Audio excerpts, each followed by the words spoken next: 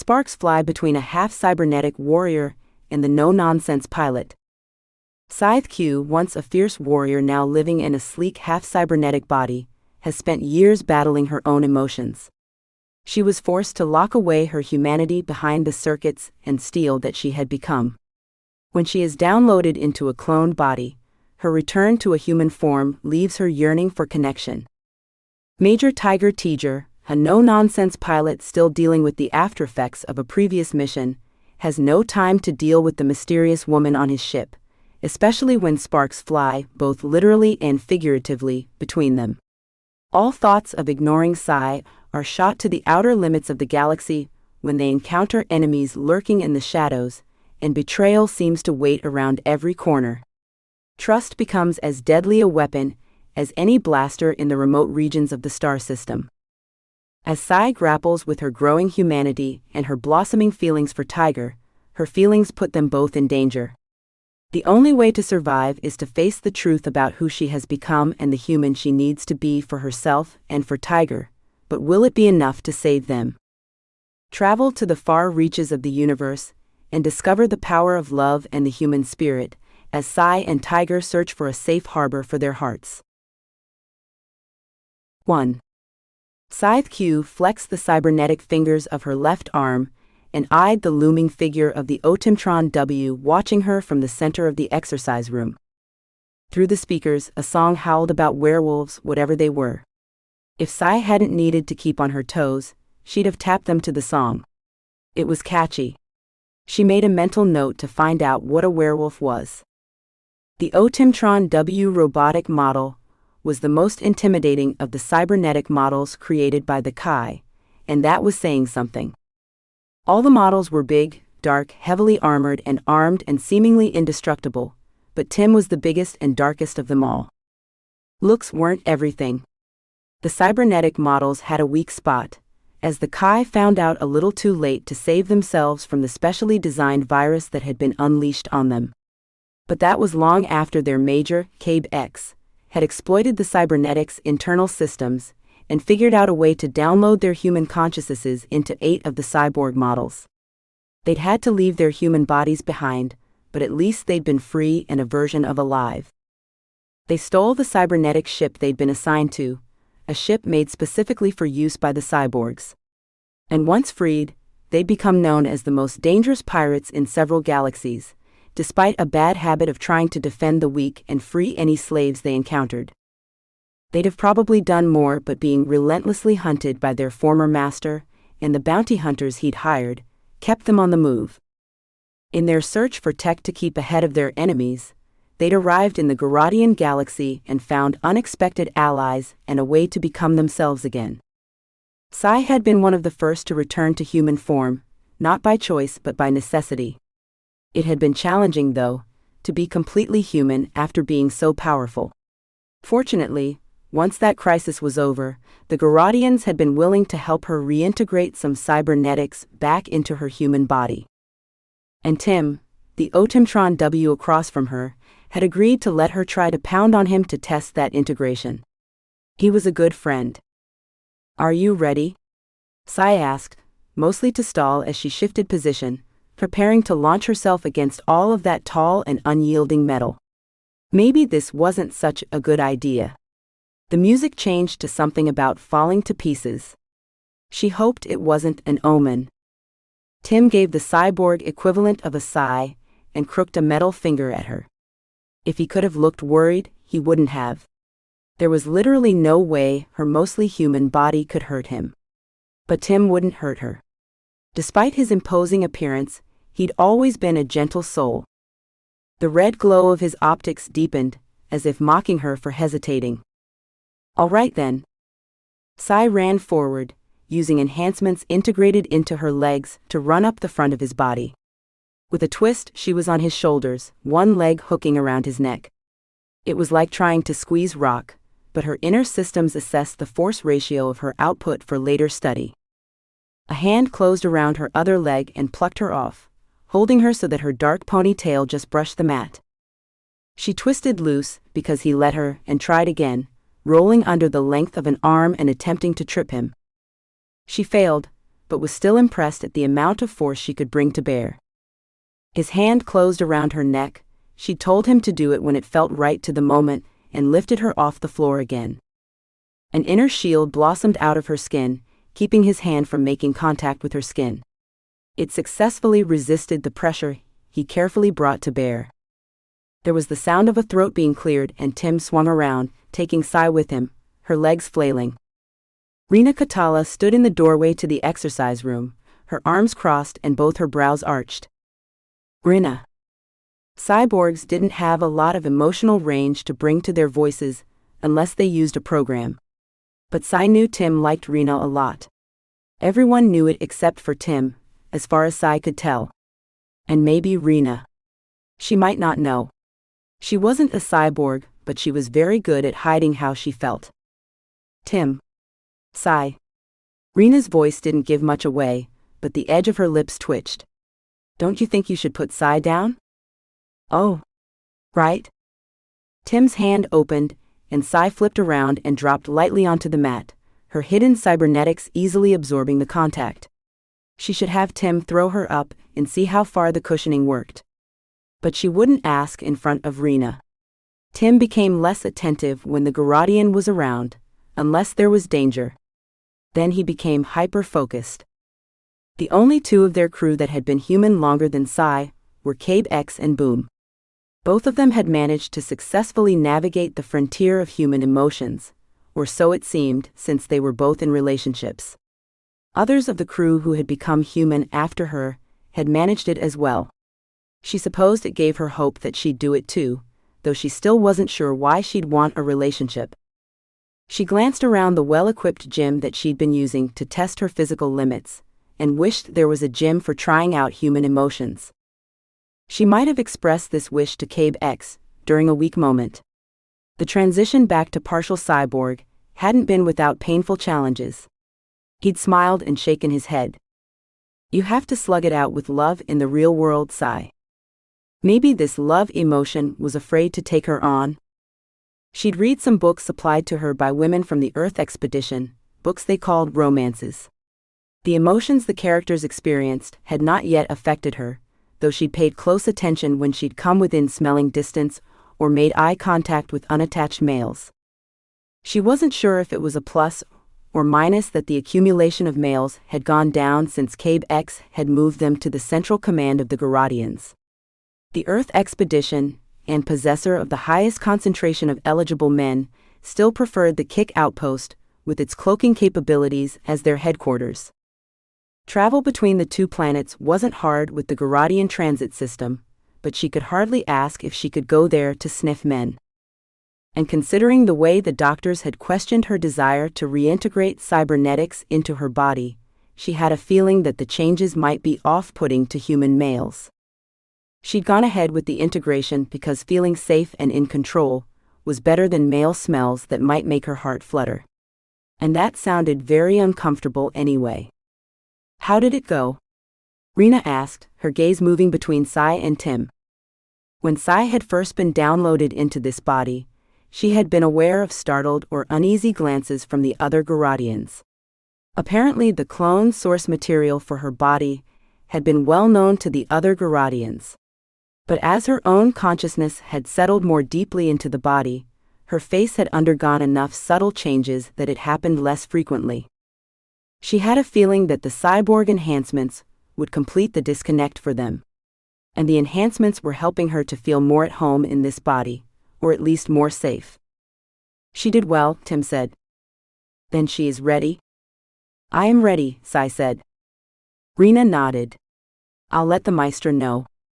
This wasn't the first time that Major Nathan Tiger Teager had paid a visit to Garadian Central. The uneasy prickling along the surface of his skin was a pointed reminder of that last time, as if he needed to be reminded what a Charlie Foxtrot that had been. Not that he blamed anyone but himself. He'd chosen to travel where no one had gone before, to meet aliens and shoot them when necessary. He'd had to shoot a lot of them. That this never seemed to reduce the potential aliens hoping to shoot back at him, he tried not to dwell on. And not all of them wanted to shoot at them.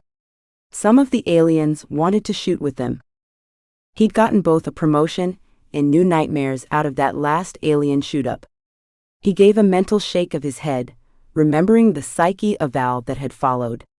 Not exactly helpful when the shrink had no idea of how to deal with what had happened. So he'd been cleared to return to duty, and here he was. He hoped he was keeping his expectations low enough for what was incoming.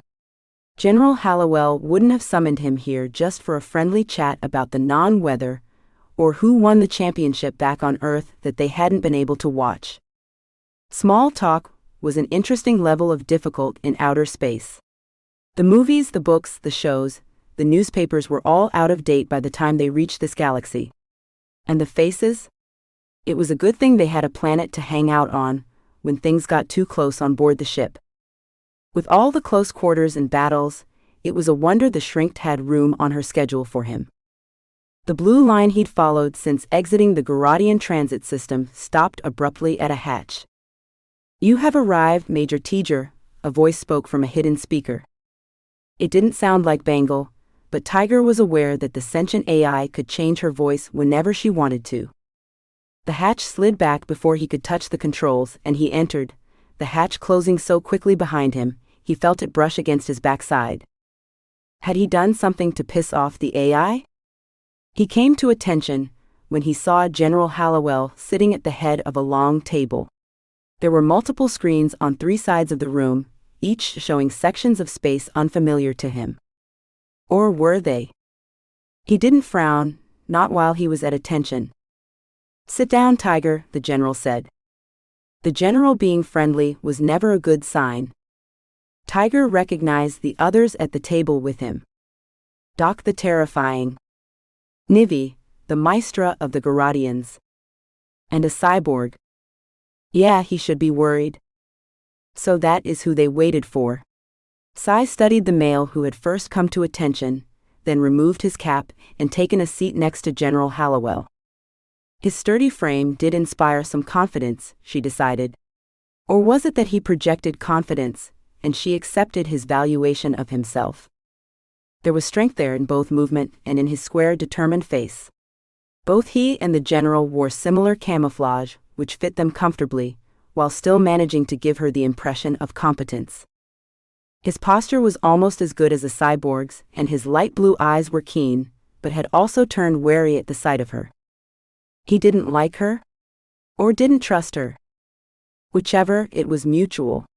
She had protested the need for the inclusion of an officer from the expedition into her proposed mission. Cabe X, her captain, had overruled her, and Tals, another crewmate, had suggested she think of it as a first date. She had not been amused at this reminder that every crew member who had taken a mission with someone from Earth had returned with a romantic partner. She'd been even less amused when she'd researched dates and dating. "I don't believe you've met Major Teager," the Maestra said. The soldier half rose and gave her a nod. "I am ScytheQ," she said, returning his nod with careful cool. "Pleased to meet you, ma'am," he said. He didn't sound pleased. If anything, he sounded and looked even more wary. Was she so scary? Oh. Perhaps this was what the doctors had meant when she wished to have cyborg augments, and they'd said it might make the other humans uneasy. She found she didn't mind. She had missed being scary. There was a pause, then General Hallowell shifted in his seat and said, "You believe you have a solution to our mutual problem?" Cy glanced between him and the Maestra, but it was the one called Doc that the Maestra looked at. "I," Doc said, "have gone over the data and I like it." Cy knew her expression didn't alter. She still felt something of a disconnect between her consciousness and this face. Crewmates Boom and Mike had both suggested that practice in front of a mirror helped, but she couldn't see the point. How she felt inside changed so rapidly, it was hard to keep up. This Doc certainly didn't worry about having expressions. The general nodded and leaned back. He looked somewhat relaxed, but the way his index finger tapped the tabletop made her wonder. Maestra gestured to Cy. "Can you brief the others, Cy?" "Of course." She triggered the hologram display she'd prepared for the Maestra, a data composite of the area between this outpost and what was called Victor Quadrant by the Earth expedition. The Garadians had other names for all of their region of space, but for the sake of clarity, the Maestra had encouraged her to use methods and language familiar to those in the expedition. The Major leaned forward, a deep crease between his marked brows. "Is that Victor Quadrant?" "It is," Cy said. "Using the data collected from the Vega, and from outposts within range and still able to collect data, we have been able to learn more about the anomaly." The Major shifted his position in his seat, as if it had suddenly become uncomfortable. "Is there a problem, Major?" Cy asked. "I know as much as I want to about the anomaly." She accessed the crew data from the Vega. "Oh, you were on board?" "Yes. And we were lucky to get out alive." "Very lucky," Cy agreed, turning her attention back to her hologram.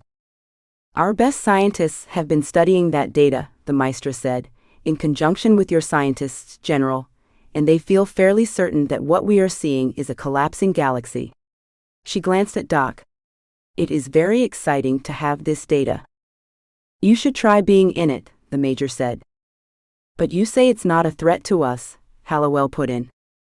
"Not precisely," Cy said. "It will eventually eat its way through this galaxy." "But not for millions of years," Doc broke in. Cy knew this was how they counted time on their planet, Earth. They didn't seem to realize how imprecise it was to impose their time on another galaxy. Because she'd been both processor and a consciousness while inhabiting her robotic shell, she had a sense of time, but she didn't know how to turn that into something that could be counted. She noticed that the Major appeared somewhat relieved. "So we're just studying it, out of curiosity?" "It is still a very large transit hazard," Doc said, "as you found out the hard way, Major. We've been working on a way to both warn travelers away and provide fixed points for someone to escape if they did happen to wander inside it," the Maestra said. The Major tipped his head to the side. "Like a lighthouse?" There was a pause. Cy sensed the others were considering this suggestion for its merit. "Same principle," Doc said. Cy used their interchange to do a data search for lighthouses. It was similar while being wildly different.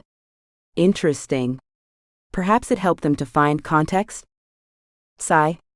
The Maestra turned back to her. Cy changed the hologram to show a schematic of the device she designed. She thought the Major looked a little disappointed. It was true her design looked nothing like a lighthouse on his planet. If she'd known, no, his lighthouses were not designed for space. "The pod," Cy said, ignoring the Major, "is both a bundle of sensors and gear for tracking the changes in the anomaly, and it will also broadcast warn-off signals in all known languages." General Hallowell frowned at her hologram. "This pod will warn off traffic? It's so small." Cy did not understand why size mattered, but said, "The devices are also large enough to provide emergency aid for distressed ships." She provided them with a schematic of the interior, and both men were quiet while they studied it. "It's like a camper in space," the Major finally said. Cy blinked, wondering why he sounded pleased.